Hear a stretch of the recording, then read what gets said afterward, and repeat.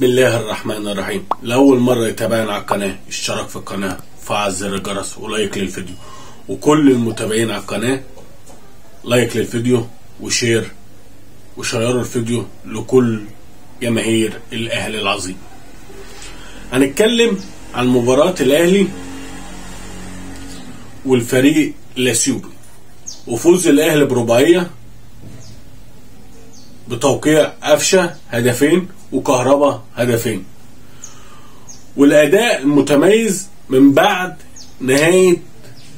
بعد خسارة السوبر الأفريقي. احنا قلنا ضربة في أول ماشي هي اللي بتفتح معاك المشوار. خسارة السوبر وانت كنت أكتر واحد حاطط أمل على البطولة دي وكسر أرقام عشان التراخي وعشان التكبر على الكوره، عشان كده هتزمت. بعد كده مباراة المصري وبعد كده مباراتين الفريق الأثيوبي.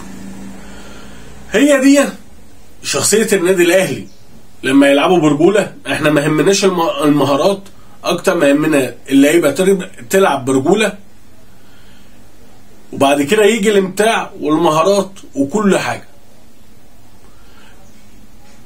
انت بقالك 3 ماتشات الاجوان بتيجي بالهيد، فاولات اللي كان موضوع الفاولات ده غايب عنك جه ودخل معاك. علي معلول جاب فاول وقفشه جاب فاول امبارح، وعندك اوفرات وعندك خد وهات. انت بقيت متنوع الكوره. عشان كده المباراة التانية للفريق الأثيوبي كولر حب يغير كام تغييره في الملعب. بدأ بالتشكيلة محمد الشناوي، محمد هاني، رامي ربيعة، عبد المنعم، كريم الدلبيز مكان علي معلول. دي أول تغيير. في نص الملعب لعب كوكا وإمام عاشور. قدامهم قفشه كريستو، عبد القادر، كهربا. المشكلة بس اللي كان في كولر في التشكيلة دي تغيير كريستو وعبد القادر أماكنهم.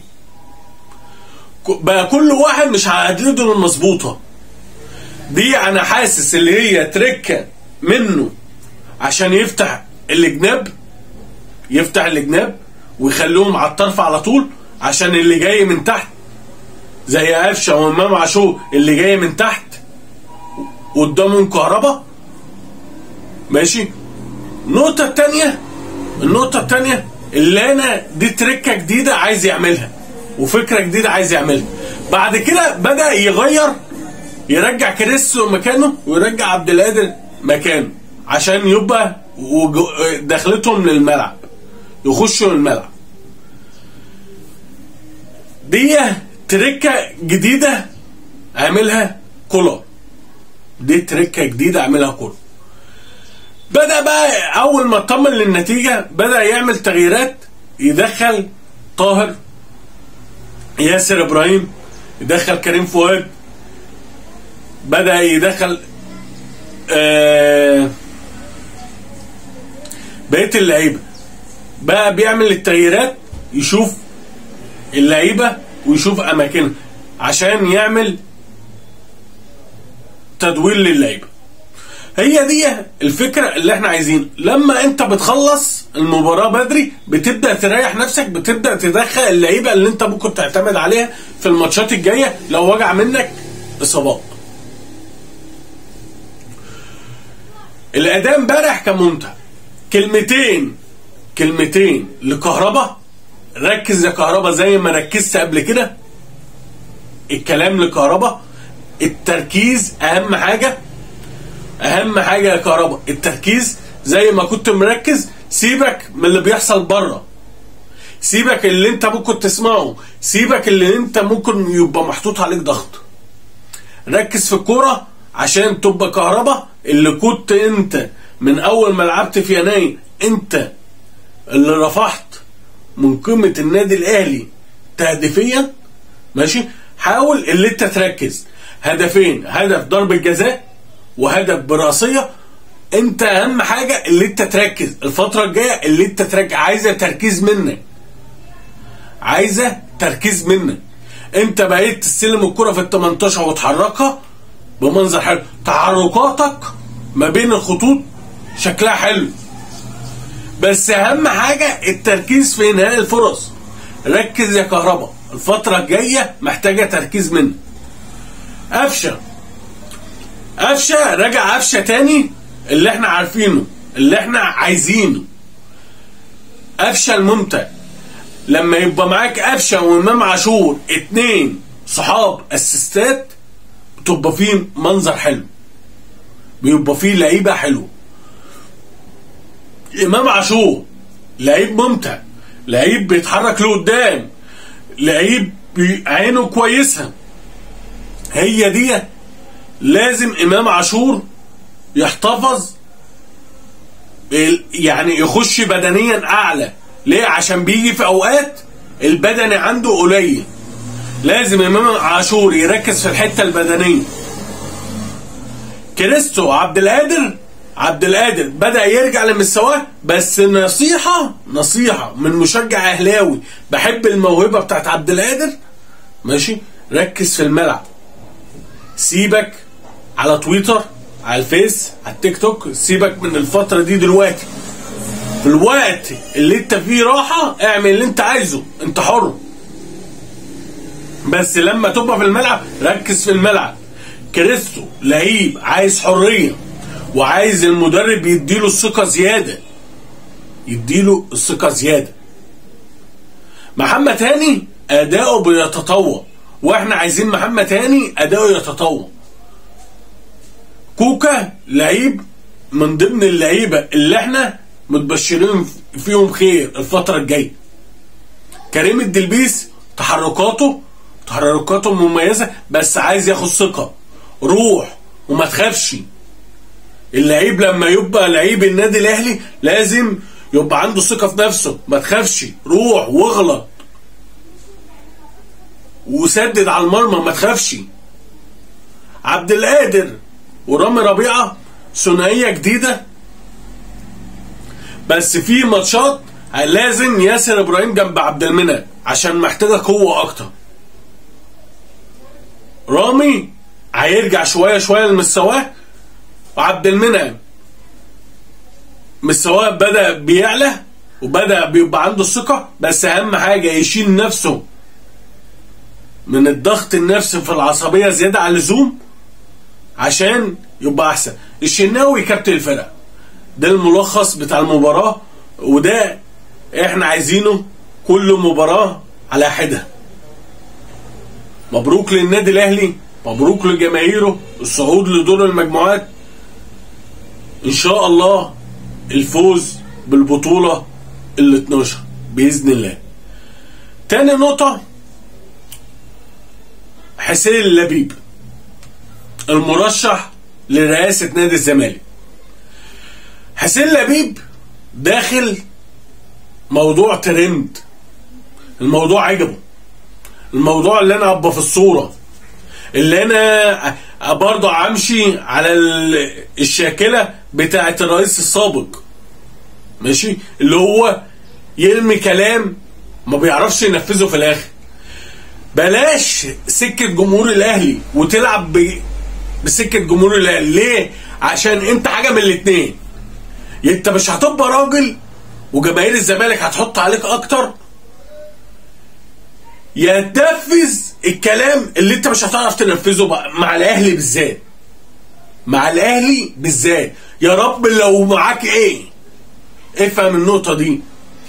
واي لعيب انت هتاخده من الاهلي، اللعيب اللي خسران مش الاهلي اللي خسران، عشان احنا شفنا امثلة كتيرة. اللعيب اللي هيختار اللي هو يروح الزمالك، انت ما ضربتش الاهلي على جفاء، هو اللي خسران مش الاهلي اللي خسران.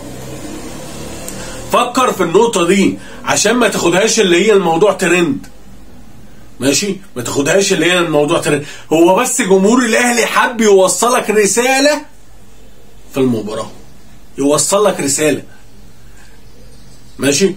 انت اي لعيب ما يروح الزمالك، انا اوديهولك لحد النادي، لو هو اللي عايز اوديهولك لحد النادي عشان تفهم النقطه دي. بس انا مش خسران حاجه.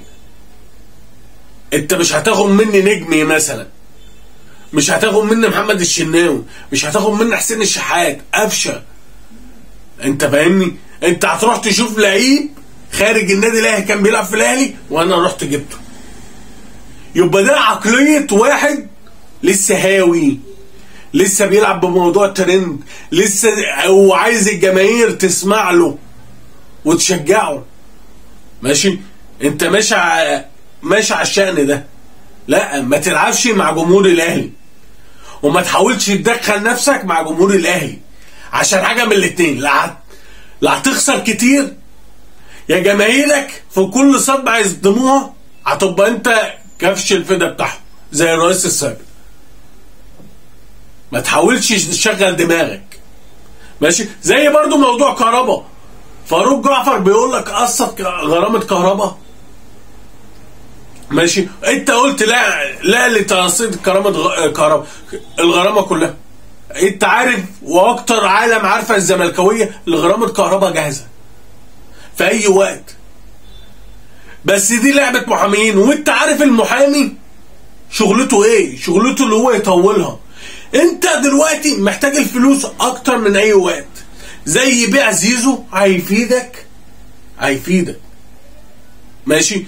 وزي برضو انت مجعد المدرب، زي انت برضو ماشي، انت مجعد المدرب، وانت قدامك حل من اتنين: امشي المدرب واجيب واحد زي طارق مصطفى اعمل لي تشكيلة لعيبة واعمل لي منظومة. الموسم ده انا عارف الموسم ده فيه مشاكل، ماشي، ما ادلوش الضغط اللي هو يجيب بطولة، عشان كده اللعبة تمشي. بس انت جايب مدرب بيألف وده وتقول هو ده المدرب هو معهوش لعيبة. لا، انت عارف اللي انت ما عندكش لعيبة من اول الموسم، هتألف هتيجي على دماغك. هي دي المشكلة اللي الزملكاويه بيدخلوا اسم الاهلي في اي حاجة. انا مش شايفك، وفي الجماهير الواعية من جمهور الزمالك هو النادي الاهلي مش شايفك. النادي الاهلي مش شايفك منافس معاه، عشان كده انت بتحاول تدخل جمهور الاهلي معاك في قمة المفيدة. وانا بقول لك نصيحة من مشجع اهلاوي: ما تحاولش اللي انت تزقه باسم النادي الاهلي وجماهير النادي الاهلي، عشان هيتلعب منك ترند قبيح، هيتلعب بيك الحفلة ويبقى انت الحفلة بتاعتها. انا قلت لك كلمة: بلاش جمهور الاهلي. ماشي؟ كان غيرك اشطر، كان الدكر اللي انتوا بتقولوا عليه الدكر كان يستحمل جمهور الاهلي، وانتوا عارفين الدكر مين؟ مرتضى منصور واعوانه. شوفوا دلوقتي بقى فين. ما تحاولش تلعب بعقول الزملكاويه وتقول كلام انت مش هتعرف تنفذه. وانا قلت لك لو عايز لعيب من النادي الاهلي واللعيب راضي انا هوديهولك لحد عندك، جمهور الاهلي هيوديهولك لحد عندك. اوعى تفكر دماغك تشتغل. ليه؟ عشان انت شفت لعيبه عامله ازاي مشت من الاهلي وبقت عامله ازاي. ما بيسمحش عليها في طبق اليوم او مجله ميكي.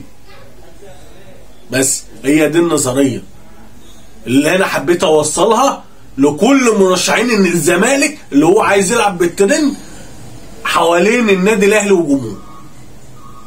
المرشحين في نادي الزمالك عضويه ورئاسه ونائب وكله، حبينا بس اللي انا اوصل لكم. وجماهير الزمالك اللي هي بتدخل الاهلي في جمله مفيده، وانا مش شايفك اصلا. بس واشكركم كل الدعم للفريق النادي الاهلي لكره القدم، فريق كره اليد بشرفنا، وان شاء الله بطوله اليد في افريقيا رجاله وسيدات. واشكركم والسلام عليكم ورحمه الله وبركاته.